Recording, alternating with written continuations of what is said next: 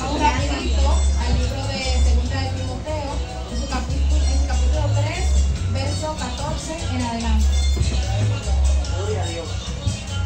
La palabra de Dios, por ser santa, ser leída por la comunión del Padre, del Hijo y del Espíritu Santo. Amén. Pero persiste tú en la palabra, pero persiste tú en lo que has aprendido y te persuadiste sabiendo de quién has aprendido y que desde la niñez has sabido las sagradas escrituras, las cuales te pueden hacer sabio para la salvación por la fe que es en Cristo Jesús. Toda la escritura es inspirada por Dios y útil para enseñar, para redarguir, para corregir, para instruir en justicia, a fin de que el hombre de Dios sea perfecto, enteramente preparado para toda buena obra. Amén. Gloria a Dios. Padre, gracias por tu palabra. Nosotros te pedimos que la bendiga, porque ella nos bendiga desde la fundación de su vida. Gracias, Señor. Ayúdanos cada día a ser hacedores de ella. Ayúdanos a enseñarla. Ayúdanos a hablar conforme a su palabra. Padre, habla a tu pueblo en esta noche. En el nombre de Jesús. Amén. Aleluya. El personaje que traigo para hoy es Juan Calvino, llamado el apóstol maestro. Juan Calvino nació el 10 de julio de 1509 en la ciudad de Noyon, en Francia. Fue hijo de un distinguido notario llamado Gerardo Calvino. En el año en el que nació Calvino circulaban rumores de una reforma por toda Francia. El líder de esta reforma era un alemán llamado Martín Lutero. Este daba disertaciones, mensajes o enseñanzas sobre cómo obtener la salvación por medio de una relación con Dios. En aquel entonces Calvino disfrutaba de una niñez con buena posición social, aunque no había nacido siendo rico. Su madre venía de una familia de mucho dinero y su padre tenía una posición muy importante como notario de clérigos y magistrados. Debido a la posición de su padre, Juan Calvino se hizo amigo de personas de la clase alta y sus compañeros de la infancia fueron ricos. Disfrutó de una educación con tutores privados. Juan Calvino tuvo el privilegio de estudiar en una escuela privada para varones en Noyon. Cuando tenía solo 14 años, dejó Noyon para irse a vivir a París. Cuando tenía solo 14 años, dejó Noyon para irse a vivir a París y se inscribió en el College de la Marche. Esto era una facultad de Artes y Teología en la ciudad de París. Calvino se inscribió en 1523, 3 años después que Martín Lutero quemó el derecho canónico y la bula que amenazaba con excomulgar. La reforma en esta época había llegado al cenit, había llegado a su punto alto, dado por las acciones y las ideas de Martín Lutero.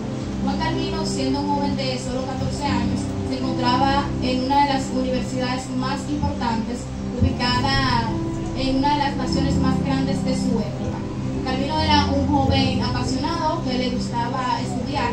Debido a esto, Calvino se rodeaba constantemente de personas grandes, grandes intelectuales maestros.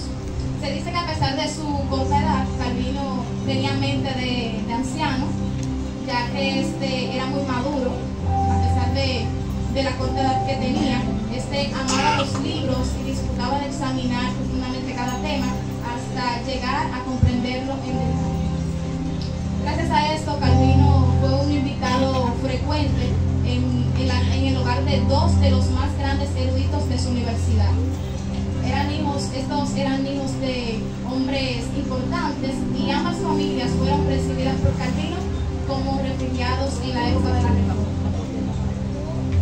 En 1528, cuando Calvino tenía solo 18 años, recibió su título de máster en artes. Justo cuando parecía que el camino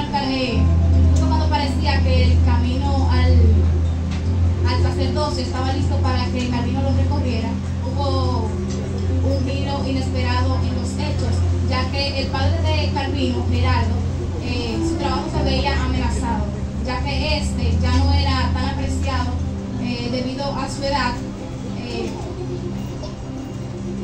Los clérigos de la Catedral de Noyon lo interrogaron preguntando sobre su capacitación contable en lo que hacía y pidieron revisar sus libros que el padre de Juan se negó a entregar. Libros que el padre de Juan se negó a entregar. Esto fue una consecuencia de esto, fue que lo excomulgaran. Excomulgar en ese entonces era apartar la autoridad eclesiástica que poseen las personas. Viendo el padre de Juan esta situación, él obligó a Juan a que fuera a Orleans para estudiar en la escuela de leyes y se convirtiera en un abogado. Esto en busca de la estabilidad económica de la familia. Esta decisión no fue de agrado para Juan, ya que éste tenía otros horizontes, le gustaba otro tipo de estudios, pero éste se vio en la obligación de obedecer a su padre. Cuando tenía 19 años, este se mudó a Orleans y se inscribió en la Facultad de Leyes. Aunque Juan Calvino no estaba verdaderamente interesado por el derecho, debido a lo apasionado que era, encontró fácilmente fascinante sus nuevos estudios.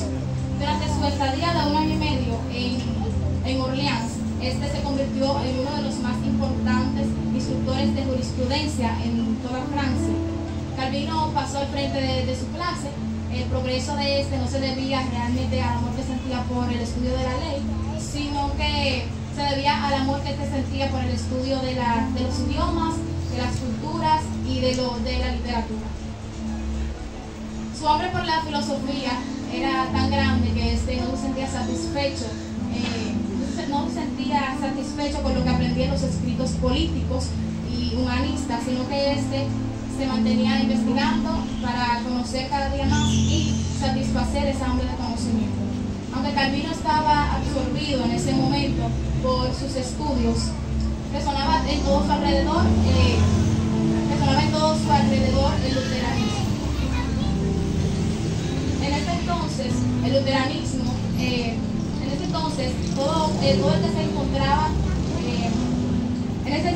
todo el que se encontraba seguidor de esta teología era juzgado por la iglesia y si se encontraba culpable, estos eran linchados o decapitados. En 1531, Juan Calvino fue convocado a Noyon, que era la ciudad donde había nacido, porque su padre estaba muriendo. Cuando su padre murió, estaba junto a su lecho y hablaba sobre la muerte de su padre con una extraña indiferencia. Algunas personas dicen que su indiferencia quizás era por el cambio de profesión al que lo obligó a hacer. Aún así, aunque ya no sentía la obligación de que su padre estuviera encima de él por sus estudios del derecho, no había terminado sus estudios y decidió volver a Orleans para terminarlos, ya que no solía dejar ningún asunto a medias. Regresó a Orleans y en 1532 obtuvo su doctorado en Derecho.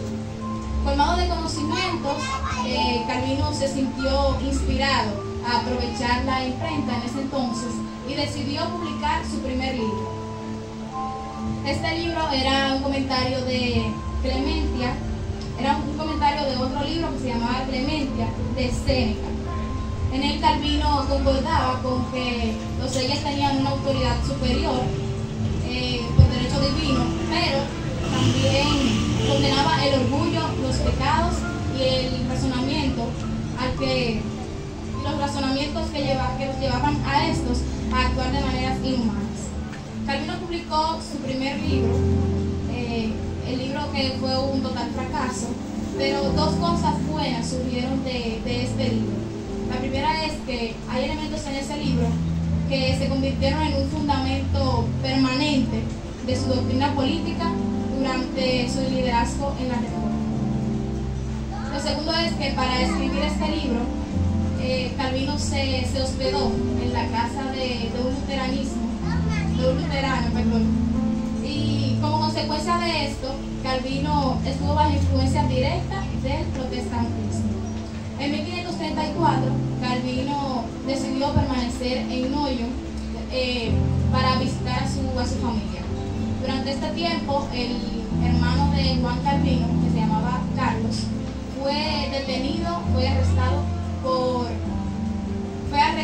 por herejías. Después de que él fue arrestado por herejías, poco tiempo después arrestaron a Juan Calvino por no haber entregado a su hermano por herejía. Después de Calvino duró breve tiempo arrestado, y cuando fue soltado, lo soltaron porque no le encontraron herejes, y aunque no fue encontrado hereje, sí le obligaron a que saliera de la ciudad de Nurio. Durante 1534 Calvino estuvo ese tiempo de lugar en lugar, hablando de la palabra del Señor, dando estudios, aunque no estaba en lugares públicos enseñando la palabra, sí daba estudios bíblicos a quienes comenzaban como protestantes. Estos grandes personas se acercaron a Calvino para que éste les enseñara la palabra, personas de diferentes estatus social, desde zapateros hasta nobles y profesores. Estos fueron los primeros calvinistas. En enero de 1535, Calvino no tenía ningún deseo por continuar la obra, por continuar obras públicas ni su ministerio. Solo quería dedicarse al estudio y a la escritura. O sea, no era que se iba a apartar completamente de lo que ya él hacía, sino que no iba a estar en público, quería estar como en el silencio, en su esquina, simplemente estudiando y escribiendo sobre el Señor. Después de tomar esta decisión, Calvino recibió la noticia de que aquel luterano que lo había esperado en su casa mientras escribió su primer libro había sido quemado en hoguera.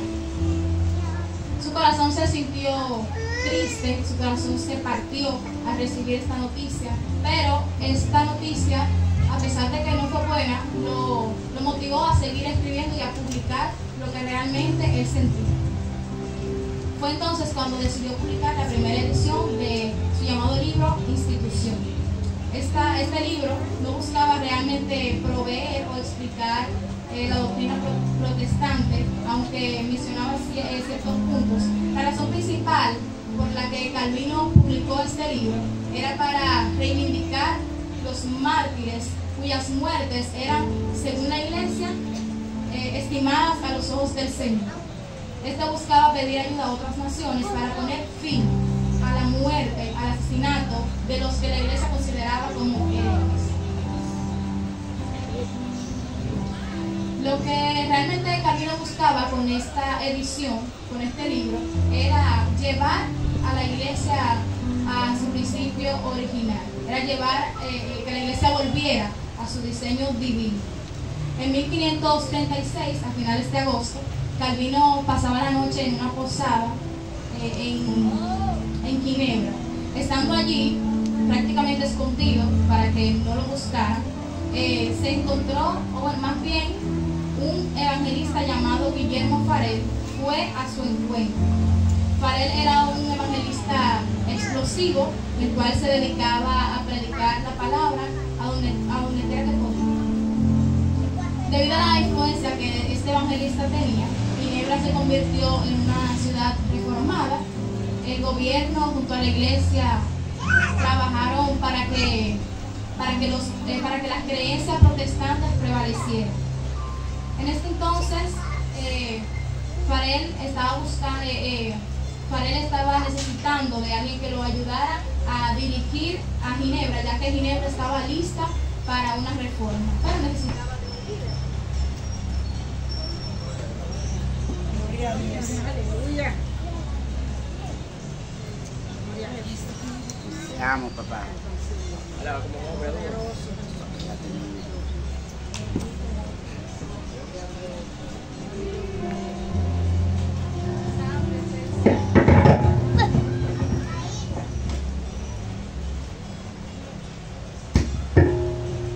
En ese entonces, Ginebra estaba lista para la reforma, pero necesitaba de un líder que la dirigiera y le instruyera. Farel conocía sobre Juan Calvino y había escuchado de un amigo que Juan Calvino se encontraba en la ciudad de Ginebra. Escuchando esto, Farel se dirigió hacia donde se encontraba Juan Calvino y estando en una reunión con él, buscaba que Juan Calvino aceptara tomar la responsabilidad de instruir a Ginebra. Juan Calvino al parecer no quería asumir esa responsabilidad. Pero mientras su reunión, Farel habló con gran autoridad sobre Juan Calvino, tanto que en un momento fue como si el mismo Dios le hablara a Juan Calvino. Llegó un momento en el que el mismo Juan Calvino dice que él sintió la mano de Dios sobre él.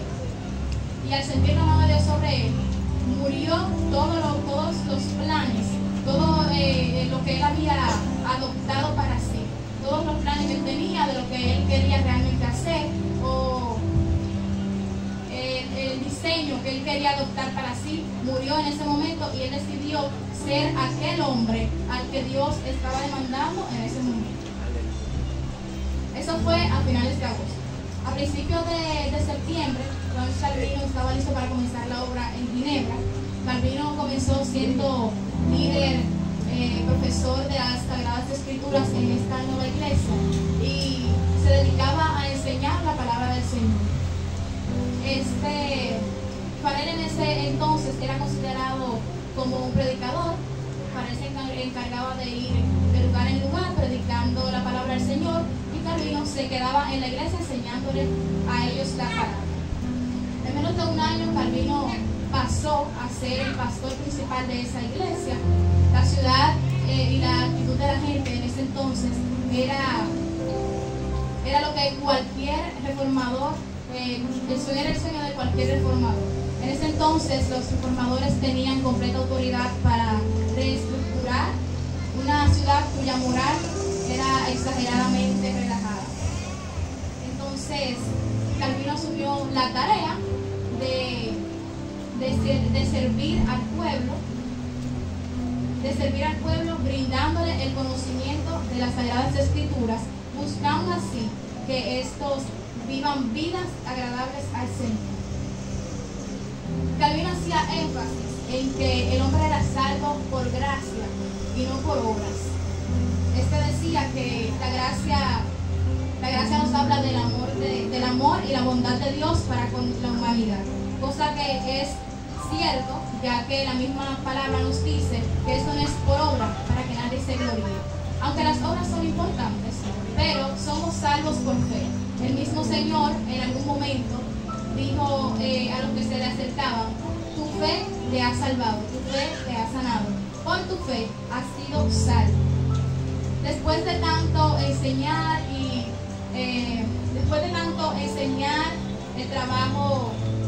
todo el trabajo y la responsabilidad cayó sobre Juan Calvino, afectando su salud. Estaba tan saturado que llegó un momento en el que su salud se vio afectada. Ya estaba padeciendo de problemas estomacales, migraña, tenía problemas en los riñones, en los pulmones que se le inflamaban constantemente.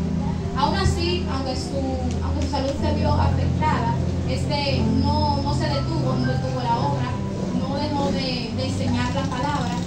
Tanto así que llegó un momento en el que no podía caminar y fue llevado en silla hacia los lugares donde tenía que hablar de la palabra del Señor, y allí hablaba. También relata que llegó un momento en el que ya no podía ni siquiera pararse de su cama, tenía que estar en completo reposo, y desde su cama seguía enseñando la palabra del Señor. Las personas iban y se sentaban para escucharlo y él desde su cama seguía enseñando. El 27 de mayo de 1564, a la edad de 54 años, Juan Calvino partió de este mundo para ir con el Señor. Se dice que fue simplemente echado, su cuerpo fue simplemente echado en una caja de madera simple. Fue también enterrado en una tumba sin placas, fue enterrado en un cementerio de lo más común,